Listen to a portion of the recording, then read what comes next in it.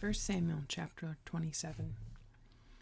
But David thought to himself, "One of these days I will be destroyed by the hand of Saul. The best thing I can do is to escape to the land of the Philistines.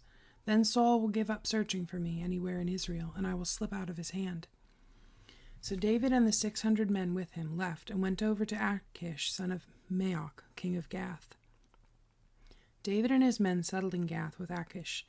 Each man had his family with him, and David had his 2 wives, Ahinoam of Jezreel and Abigail of Carmel, the widow of Nabal. When Saul was told that David had fled to Gath, he no longer searched for him. Then David said to Achish, "If I have found favor in your eyes, let a place be assigned to me in one of the country towns, that I may live there. Why should your servant live in the royal city with you?" So on that day Achish gave him Ziklag, and it has belonged to the kings of Judah ever since. David lived in Philistine territory 1 year and 4 months. Now David and his men went up and raided the Geshurites, the Girzites, and the Amalekites. From ancient times these people had lived in the land extending to Shur in Egypt. Whenever David attacked an area, he did not leave a man or woman alive, but took sheep and cattle, donkeys and camels, and clothes.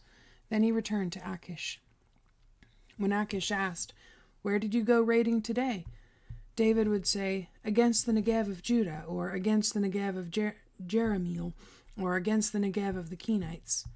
He did not leave a man or woman alive to be brought to Gath, for he thought, "They might inform on us and say, 'This is what David did.'" And such was his practice as long as he lived in Philistine territory.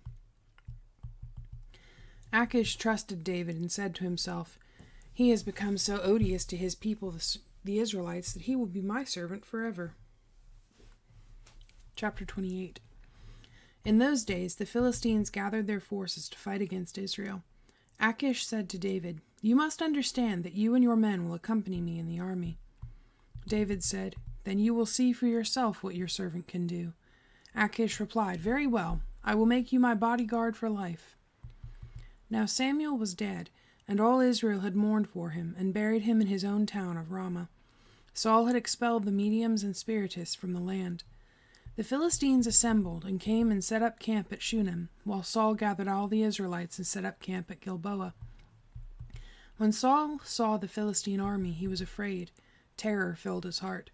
He inquired of the Lord, but the Lord did not answer him by dreams or Urim or prophets. Saul then said to his attendants, "Find me a woman who is a medium, so I may go and inquire of her." "There is one in Endor," they said. So Saul disguised himself, putting on other clothes, and at night he and 2 men went to the woman. "Consult a spirit for me," he said, "and bring up for me the one I name." But the woman said to him, "Surely you know what Saul has done. He has cut off the mediums and spiritists from the land. Why have you set a trap for my life to bring about my death?" Saul swore to her by the Lord, "As surely as the Lord lives, you will not be punished for this." Then the woman asked, "Whom shall I bring up for you?" "Bring up Samuel," he said. When the woman saw Samuel, she cried out at the top of her voice and said to Saul, "Why have you deceived me? You are Saul." The king said to her, "Don't be afraid. What do you see?" The woman said, "I see a spirit coming up out of the ground." "What does he look like?" he asked. "An old man wearing a robe is coming up," she said. Then Saul knew it was Samuel, and he bowed down and prostrated himself with his face to the ground. Samuel said to Saul, "Why have you disturbed me by bringing me up?" "I am in great distress," Saul said. "The Philistines are fighting against me, and God has turned away from me. He no longer answers me, either by prophets or by dreams. So I have called on you to tell me what to do." Samuel said, "Why do you consult me now that the Lord has turned away from you and become your enemy? The Lord has done what he predicted through me. The Lord has torn the kingdom out of your hands and given it to one of your neighbors, to David. Because you did not obey the Lord or carry out his fierce wrath against the Amalekites, the Lord has done this to you today. The Lord will hand over both Israel and you to the Philistines, and tomorrow you and your sons will be with me. The Lord will also hand over the army of Israel to the Philistines." Immediately Saul fell full length on the ground, filled with fear because of Samuel's words. His strength was gone, for he had eaten nothing all that day and night. When the woman came to Saul and saw that he was greatly shaken, she said, "Look, your maidservant has obeyed you. I took my life in my hands and did what you told me to do. Now please listen to your servant, and let me give you some food, so you may eat and have the strength to go on your way." He refused and said, "I will not eat." But his men joined the woman in urging him, and he listened to them. He got up from the ground and sat on the couch. The woman had a fattened calf at the house, which she butchered at once. She took some flour, kneaded it, and baked bread without yeast. Then she set it before Saul and his men, and they ate.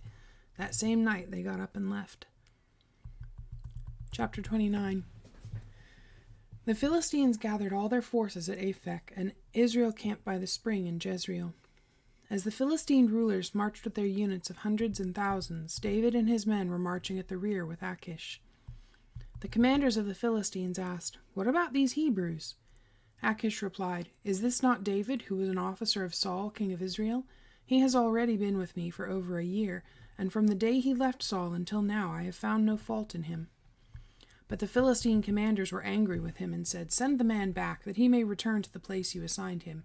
He must not go with us into battle, or he will turn against us during the fighting. How better could he regain his master's favor than by taking the heads of our own men? Isn't this the David they sang about in their dances? Saul has slain his thousands, and David his tens of thousands." So Achish called David and said to him, "As surely as the Lord lives, you have been reliable, and I would be pleased to have you serve with me in the army. From the day you came to me until now, I have found no fault in you, but the rulers don't approve of you. Turn back and go in peace. Do nothing to displease the Philistine rulers." "But what have I done?" asked David. "What have you found against your servant from the day I came to you until now? Why can't I go and fight against the enemies of my lord the king?" Achish answered, "I know that you have been as pleasing in my eyes as an angel of God. Nevertheless, the Philistine commanders have said he must not go up with us into battle. Now get up early, along with your master's servants who have come with you, and leave in the morning as soon as it is light." So David and his men got up early in the morning to go back to the land of the Philistines, and the Philistines went up to Jezreel. Chapter 30. David and his men reached Ziklag on the third day. Now the Amalekites had raided the Negev and Ziklag. They had attacked Ziklag and burned it, and had taken captive the women and all who were in it, both young and old. They killed none of them, but carried them off as they went on their way. When David and his men came to Ziklag, they found it destroyed by fire, and their wives and sons and daughters taken captive. So David and his men wept aloud until they had no strength left to weep. David's 2 wives had been captured, Ahinoam of Jezreel and Abigail, the widow of Nabal of Carmel. David was greatly distressed because the men were talking of stoning him. Each one was bitter in spirit because of his sons and daughters. But David found strength in the Lord his God. Then David said to Abiathar the priest, the son of Ahimelech, "Bring me the ephod." Abiathar brought it to him, and David inquired of the Lord, "Shall I pursue this raiding party? Will I overtake them?" "Pursue them," he answered. "You will certainly overtake them and succeed in the rescue." David and the 600 men with him came to the Besor ravine, where some stayed behind, for 200 men were too exhausted to cross the ravine. But David and 400 men continued the pursuit. They found an Egyptian in a field and brought him to David. They gave him water to drink and food to eat, part of a cake of pressed figs and 2 cakes of raisins. He ate and was revived, for he had not eaten any food or drunk any water for 3 days and 3 nights. David asked him, "To whom do you belong, and where do you come from?" He said, "I am an Egyptian, the slave of an Amalekite. My master abandoned me when I became ill 3 days ago. We raided the Negev of the Kerethites and the territory belonging to Judah and the Negev of Caleb, and we burned Ziklag." David asked him, "Can you lead me down to this raiding party?" He answered, "Swear to me before God that you will not kill me or hand me over to my master, and I will take you down to them."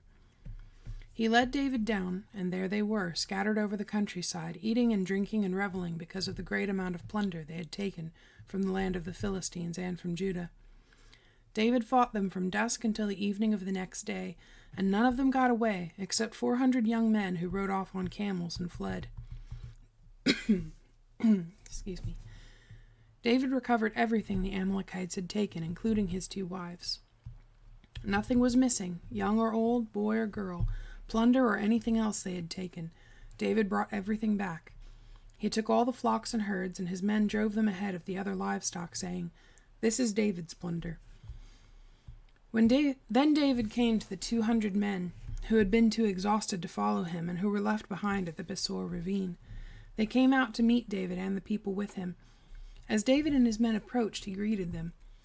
But all the evil men and troublemakers among David's followers said, "Because they did not go out with us, we will not share with them the plunder we recovered. However, each man may take his wife and children and go." David replied, "No, my brothers, you must not do that with what the Lord has given us. He has protected us and handed over to us the forces that came against us. Who will listen to what you say? The share of the man who stayed with the supplies is to be the same as that of him who went down to the battle. All will share alike."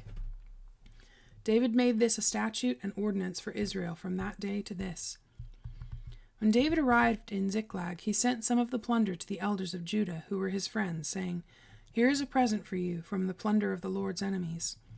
He sent it to those who were in Bethel, Ramoth Negev, and Jatir, to those in Aroer, Sifmoth, Eshtemoa, and Rakal, to those in the towns of the Jerahmeelites and the Kenites, to those in Hormah, Borashan, Athak, and Hebron, and to those in all the other places where David and his men had roamed. Chapter 31. Now the Philistines fought against Israel. The Israelites fled before them, and many fell slain on Mount Gilboa. The Philistines pressed hard after Saul and his sons, and they killed his sons, Jonathan, Abinadab, and Malchishua. The fighting grew fierce around Saul, and when the archers overtook him, they wounded him critically. Saul said to his armor-bearer, "Draw your sword and run me through, or these uncircumcised fellows will come and run me through and abuse me." But his armor-bearer was terrified and would not do it, so Saul took his own sword and fell on it. When the armor-bearer saw that Saul was dead, he too fell on his sword and died with him. So Saul and his 3 sons and his armor-bearer and all his men died together that same day. When the Israelites along the valley and those across the Jordan saw that the Israelite army had fled and that Saul and his sons had died, they abandoned their towns and fled, and the Philistines came and occupied them. The next day, when the Philistines came to strip the dead, they found Saul and his 3 sons fallen on Mount Gilboa. They cut off his head and stripped off his armor, and they sent messengers throughout the land of the Philistines to proclaim the news in the temple of their idols and among their people.